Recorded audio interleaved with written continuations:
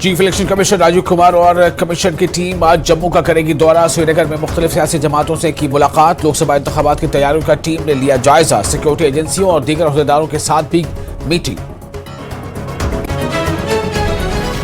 सियासी जमातों ने मुत्तफिका तौर पर उठाया लोकसभा के अलावा असेंबली इंतखाबात कराने का मसला। पीडीपी ने उठाया नए वोटर्स को शामिल करने का मामला। कहा 70,000 सर्विस वोटर्स को शामिल करने के बारे में पेश की जाए सफाई और वजाहत। जम्मू कश्मीर में 10 साल से नहीं हुए हैं इंतखाबात। जम्मू कश्मीर कांग्रेस के सदर वकार रसूलवानी का बयान। कहा लोकसभा इंतखाबात के साथ होने चाहिए असेंबली इंतखाबात। कहा क्या जाएगा पार्लिमानी उम्मीदवारों का ऐलान।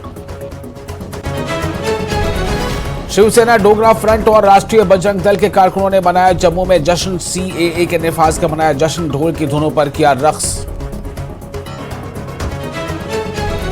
बीजेपी हिंदू महासभा के दो कौमी नजरिए के साथ आज भी जुड़ी हुई है। पीडीपी सदर महबूबा मुफ्ती का इल्जाम। कहा सुप्रीम कोर्ट में केस जेर इंतवा होने के बावजूद सीएए के निफाज में जल्दी अपनी नाकामियों से तवज्जो हटाने और लोगों को नफरत की सियासत में मुलविस करने की कोशिश।